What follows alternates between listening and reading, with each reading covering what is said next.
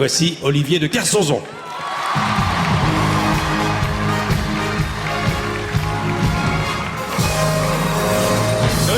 Olivier. Ah, je n'aurais pas fait cette émission sans Olivier de Kersauzon pour plein de raisons. Alors d'abord, depuis 2 jours, toutes les demi-heures, on appelle Olivier. La météo, Olivier, la météo, regarde tes ordinateurs. Lui, il s'y connaît en météo. Hein, il en a fait des traversées. Mais écoute, c'est exactement ce que tu avais dit. Tu avais dit beau temps, mitigé, un peu de vent, peut-être un petit grain qui va venir. Non? Dans 20 minutes. La précision d'Olivier. Alors, parle-nous de Brest. C'est ton port d'attache, Brest. C'est quand même une ville tout à fait extraordinaire. C'est quand même une des plus grandes rades du monde. Et puis, c'est un port particulier, Brest. Ah oui, non, c'est un port exceptionnel. D'abord, c'est le port le plus près de Paris, parce que le port et l'aéroport, il y a 7 km, 7 minutes. Les avions, il y a 10 avions par jour, donc on peut travailler à Paris et venir à Brest tous les jours. Ouais. Et l'ambiance de Brest est quelque chose d'unique. Parce que en Bretagne...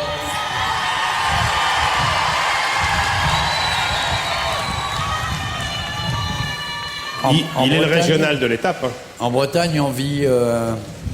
Brest, si tu te mets sur la pointe des pieds, tu vois l'Amérique. Ou tout au moins, tu peux rêver que tu la vois. Et je trouve qu'à Brest, il y a une vraie dignité, il y a une vraie indépendance, il y a une vraie liberté. Et il y a surtout des gens qui ont un amour fou pour leur région et leur ville. Et je la partage et je vous remercie. Alors, on va voir des images qui vont nous rappeler de bons souvenirs. C'est grâce à toi si j'ai découvert Brest. Regarde, c'était il n'y a pas si longtemps. Tu m'avais gentiment accueilli sur ton Géronimo, c'était en novembre 2004 au large de Brest, parce qu'on avait fait un vivement dimanche avec toi. Il est où ton bateau en ce moment? Il est à sec au port de commerce. Oui, il est dématé. Il est dématé et on va réarmer dans quelques temps, je pense. Alors, il y avait une petite jeune fille formidable que tu m'as présentée ce week-end-là. C'était Marie Tabarly qui a navigué avec toi. Hein. Oui, elle avait quelques années de moins, maintenant c'est une brillante cavalière. Quelle est la longueur de Géronimo? Géronimo fait 32 mètres. Et la largeur? 22 mètres. Et hauteur du mât? 43 mètres au-dessus de l'eau. Pourquoi tu as choisi Géronimo? Parce que tu étais très copain avec un chef Apache? Non, parce que Géronimo, dans la culture anglo-saxonne, c'est un homme qui a résisté aux anglo-saxons et qui n'a jamais reculé. Et je trouve que c'est un beau symbole. Alors, tu as remporté le Jules Verne en 2004, entre autres. Hein. On va voir tes exploits tout à l'heure, Olivier, parce qu'on a voulu te rendre hommage. Alors, ce bateau, il va repartir? Tu vas repartir avec? Ben oui, je pense qu'on va réarmer au mois de septembre-octobre. Eh oui, il arrive que parfois, il pleuve 5 minutes à Brest. Oui, mais l'image est très belle. Je suppose que Frédéric Dorieux et Jérôme Revon doivent être ravis de leurs images, car c'est d'une beauté. C'est vrai, c'est magnifique. Je suis trempé, mais qu'est-ce que je suis heureux. Mais Alors Olivier, on va maintenant voir des images qu'Olivier va commenter, parce qu'Olivier, je lui ai demandé d'être là pour nous parler de Brest, mais de nous servir de guide, mais aussi pour nous parler de sa carrière. Allez, on va commenter ces images ensemble. Oui, il faut baisser les parapluies. Alors ça, c'est en 1989. Oui. Ça, c'est ton tour du monde. Ton bateau, c'était un trimaran qui s'appelait Un autre regard, c'est ça? Oui, mais c'était l'époque des navigations au sextant, sans GPS, oui. Pas de téléphone, une radio qui marchait tous les mois et encore. Et c'était des tours du monde très aventureux. Et j'étais en train de battre le record de Philippe Monet, qui était mon prédécesseur. 125 jours, 19 h 32 minutes. Mais à l'époque, sur un tour du monde, on cassait du matériel en permanence. Ah oui. Ça n'a rien à voir avec ce qu'on a aujourd'hui. Alors en 97, on va te voir là. Alors cette fois, tu deviens le détenteur du trophée Jules Verne. C'est un trimaran qui avait pour nom Sporelec, c'est ça? Oui, Sporelec. C'est un bateau avec lequel j'avais un vaillant équipage, Didier Rago, Yves Pouillot, que des Brestois à bord. Bien sûr. Et ça avait été magnifique comme épreuve. 71 jours, 14 h 22 minutes, un trimaran de 27 mètres, tout le monde s'en souvient. Et puis, alors on va retrouver le bateau que je connais bien dans un instant. Ça, c'était la fête pour le 97. C'est le fameux Géronimo. Alors là, 63 jours, 13 h 59 minutes. Là, on peut dire que tu en as bavé, là. Oui, ça a sûrement été une belle épreuve, mais c'est un bateau construit en Bretagne, dessiné en Bretagne, commandé par les Bretons, pas chauvin du tout.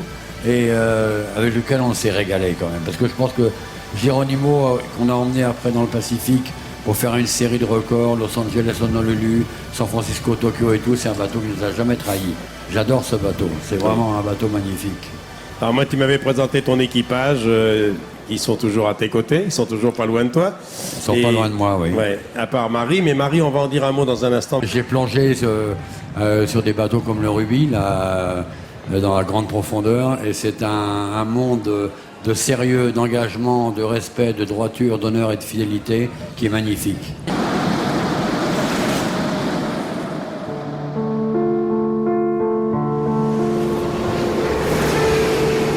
Quand j'ai fait cette course transatlantique en 64, je pensais pas du tout que l'ensemble des Français auraient été au courant de cette course. Eh bien, fidèle à sa légende, Tabarly a surpris tout le monde. Il est donc arrivé, il est sorti du brouillard, il gagne cette transatlantique. Quand j'étais petit, à 5 ans, on me disait « Qu'est-ce que tu veux faire plus tard ?» Je disais « Amiral ».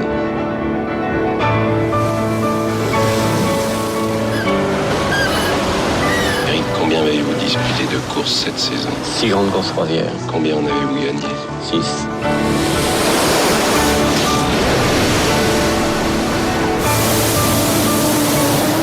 Sans mer, il n'y aurait pas de bateau, mais c'est surtout le bateau qui m'intéresse.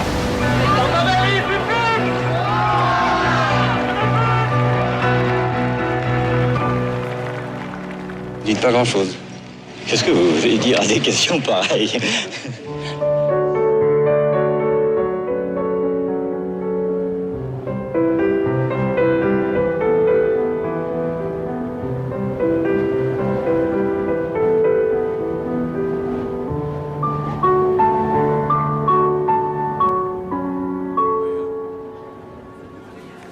C'est vrai?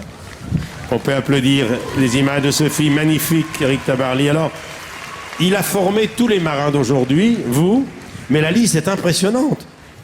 Collat, Desjoyaux, Étienne, Lamazou, Pajot, Petitpas, Poupon, entre autres, c'est impressionnant. Oui, parce que c'était un vrai patron. Et je pense qu'un vrai patron doit donner et structurer les hommes qui vont prendre sa suite. Et Éric a été vraiment plus qu'un exemple pour nous. Avant lui, le grand public ne s'intéressait pas à la voile, finalement, avant 64. Ben, on était aux années 64, on n'était que 20 ans après l'après-guerre. Il n'y avait pas encore le boom économique qui permettait de faire des bateaux. C'était vraiment une bascule. C'est-à-dire qu'Éric a amené une grande victoire à la France au moment où la France avait les moyens de suivre. Et c'est ça qui a été extraordinaire. Alors, Tabarly m'avait dit un jour que les bateaux l'intéressaient plus que la mer, car il était à l'initiative de nombreuses innovations, il faut le rappeler. Il a un peu bouleversé la construction navale. Tu comprends ça? Mais il n'a pas un peu bouleversé, il a complètement bouleversé la construction navale. C'est-à-dire qu'il y a eu en France un homme, au XXe siècle, qui a compris ce qu'était qu'un bateau de course et qui a inventé le multicoque de course, qui a inventé la goélette de course, qui a inventé les bateaux à ballast, qui a inventé les mâts ailes, les mâts tournants. C'est-à-dire que ce sont des inventions qui ont presque 40 ans aujourd'hui et qui sont seulement vraiment au point dans les compétitions qu'on voit aujourd'hui. C'était une capacité de voir, une capacité de comprendre, une capacité de synthèse et une extraordinaire intelligence de la mer. Il a couru sur les multicoques, mais il est trouvé pas toujours très esthétique. Hein. Non, mais peut-être, mais il a été quand même le premier homme à faire un multicoque de ce nom, avec lequel il y a 30 ou 40 ans, on a battu le premier record de l'Atlantique. Non, c'était formidable. Elle a été ton équipière. Oui, magnifique matelot. Oui. Un peu indiscipliné, mais je sais me faire obéir. Mais je crois surtout que c'est un livre d'amour d'une petite fille à son père disparu en mer, avec beaucoup de tendresse, de clairvoyance. Et ça donne un éclairage sur l'homme exceptionnel qu'est Éric Tabarly. Je trouve que c'est un livre qui m'a, moi, beaucoup touché.